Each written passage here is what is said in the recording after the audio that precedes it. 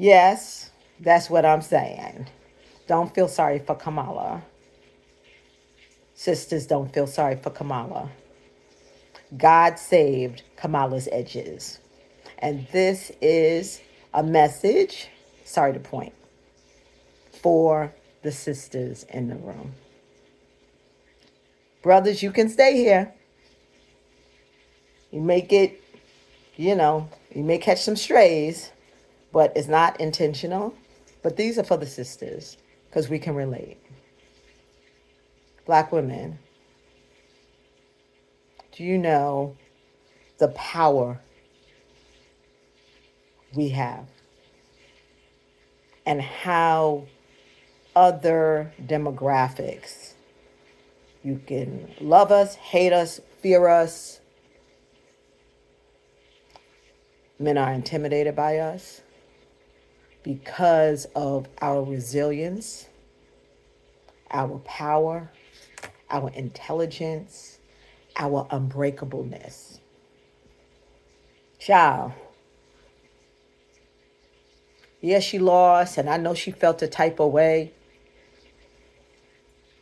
but I can bet you she has experienced worse heartbreak than this. This is just on a public platform.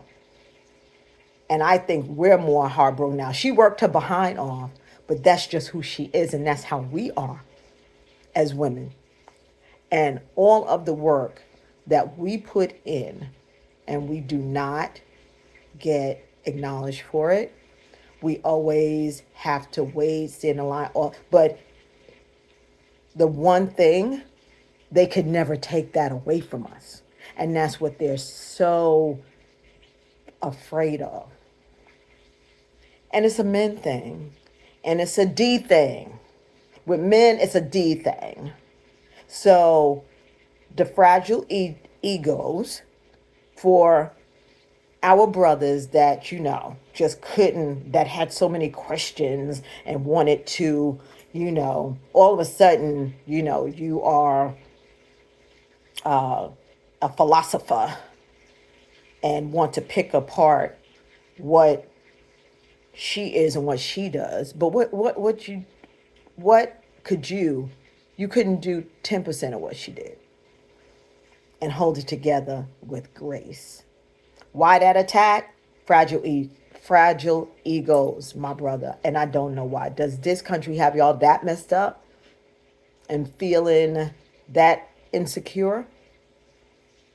We should have had 100% on both sides as support. So you are the women, as we always do. The black women, 91, 92%. We handled our business. We always handle our business. We handle our business under any circumstance. And ladies, remember, don't cry for her. You remember when you cried when that trifling man left you? Or you had issues, you had kids, and you had to do it alone and raise 3, 4 kids on your own, but you was able to put them all through college and get a degree. And then 20 years later, old boy want to come around and come to some graduations and he looking crazy and you looking flawless. You 60 and looking like this. You know what I'm saying? We're unbreakable and people take advantage of that. But look on the bright side with this, because this is where the realness comes, that I had some time to think, because I was so in my feelings. I told folk off, and it was women, not even men. But when Hillary didn't win, and Hillary had the experience, like her or not, this is not a popularity contest. But obviously it is. Because Hillary had so much experience. She could run circles. but they did not. They couldn't. The small peniles, the corporate America size, or the small peniles, white and black men just couldn't handle it. Well, white men couldn't handle it. It's all about the D, you know. It's all about the D size. All about the D size and how men feel about themselves. It's all about the D size. Yep. Y'all catching bullets. You can put in the comments, whatever. But that's what it is. It's ego and D size. So y'all will feel like y'all just don't have a big D no more because a woman is running this country. Like, get over it. When stuff happens in your life, I'm speaking to the men now, stuff go down. Who the first person y'all calling? Your mama. Who can fix it? Your wife. Who can fix it? Your sister that can fix it. You're not calling your daddy. You don't even know where he is. You're not calling your brother. You know he just is. You're calling a woman to fix your problems. But y'all have issues having a woman in office to help fix the United States problems. That puzzles me. So that's all. It's all about ego and D size. But God looks out. Ladies, like I said, you thought that staying with that man, you couldn't live without him, whatever. It didn't work out. You was devastated. But fast forward 20 years, 25 years from now, you look at him and be like, oh my God, thank you, God, for protecting children and fools. Just remember that. Remember that. So I could say, yeah, we're going to be okay. No, we are okay. We've always been okay under not okay circumstances, ladies. We're okay. We make it okay. We make lemonade out of lemons. Remember that. Always.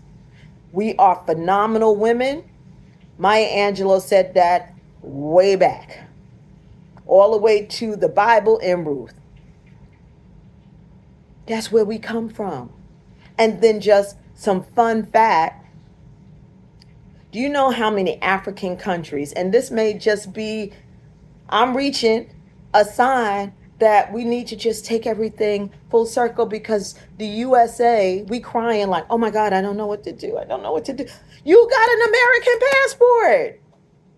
That's what you can do. You have you have a passport from the United States of America. That's what you can do. So anybody that's like, oh my God, I don't know what to do. Oh my God, I don't know. You have a U.S. passport. You can go anywhere in the world when you want to. That's what you can do. And fun facts are, okay, we didn't get our female leader, but do you know how many countries in Africa have female leaders and have female leaders now and have female leaders like in the 1700s, had queens over kingdoms. So we've been doing this. But in this colonized United States of America, it is what it is. So it's three things that taught me how this America is just kind of cemented. Hillary didn't win, okay? When she was qualified, more than qualified. 2, as far as violence and just the fabric, when those babies in Sandy Hook were murdered, and those were white, affluent children, the laws would never change. So from there, I knew that if they didn't do anything for those little kids that could potentially be their grandkids or whatever, they're never going to do anything. All right? And then since then, how many shootings, and nothing has happened except we send prayers and all that nonsense. Okay? And then number 3, with how Vice President Kamala Harris came in with her cape on, super Negro, okay? They want to ignore us until we got to save them. Barack saved us. They ignore you. They don't want you until they know they can't do it. And then all of a sudden, hey! So they went and slapped a cape on Vice President Kamala 4 months ago and said, hey, we need you to clean up Biden's mess and change and win this election for the Democrats. And she handled it. Like, handled it. Bam, bam, bam. But they didn't want her either. Okay? But she pulled it together. She ran the campaign like against all of the nonsense. Y'all don't see what goes on in the background that she has to deal with. So God may have blessed her. Because you know they would have given her grief the entire 4 years. You know that they would have constantly been under, assassination watch and, threatening her family, and her stepkids can't go anywhere, and just the disruption to life. Ask Michelle. Barack caught a lot of smoke when he wanted to run for office. A lot of smoke from Michelle. And Michelle was very clear of how she lived her life in the White House. It was nothing glamorous at all. Nothing. So just remember that, my good people. But my good women, my phenomenal women, my powerful women, my smart women, we are the highest educated. Just remember all of that when they try to keep us down, ignore us, or shade us. I used to work in an all-male environment, and I jumped hoops, stood on my head, did different things with a smile, and I was constantly ignored or shaded. While the men that I worked around, and not the salesmen, the men that was supposed to be, know things, were subpar. They were mediocre. They were mediocre. They were subpar. They didn't want to hire me. Why? Because I was that chick. And the United States didn't want to hire Kamala because they know that she was that chick, and the other chicks would follow. They wouldn't know what to do. Because then the cat's out the bag. They're mediocre. They're subpar. They can't use the veil of white entitlement and a white smart man and talk all the rubberish that doesn't make any sense at the board meetings. He look crazy now.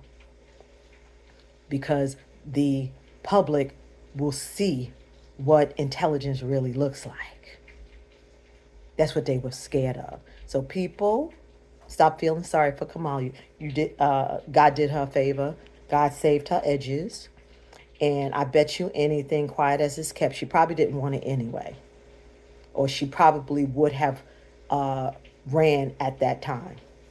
They probably had to convince her to run, because she did tell Oprah. Because Oprah was like, okay, I saw you last week and you was just real in the background and chill. And then all of a sudden, boom.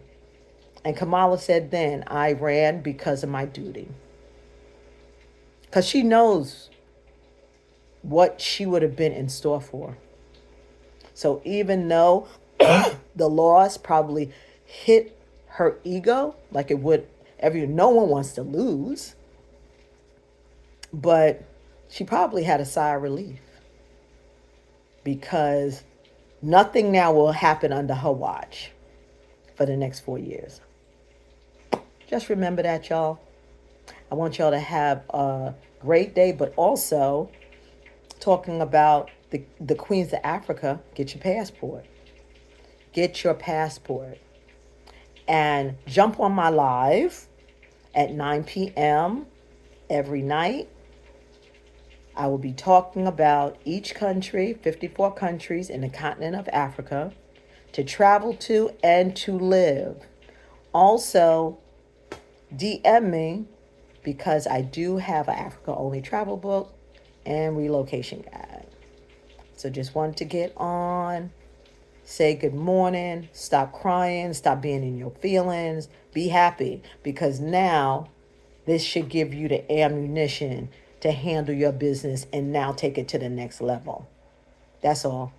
God is just making us like a little baby. He stopped carrying us to walk. And I'm sorry, we always have to walk. That's just how we are. But we are those chicks. We are. Remember that. Have a great weekend. This is Miss G. Later.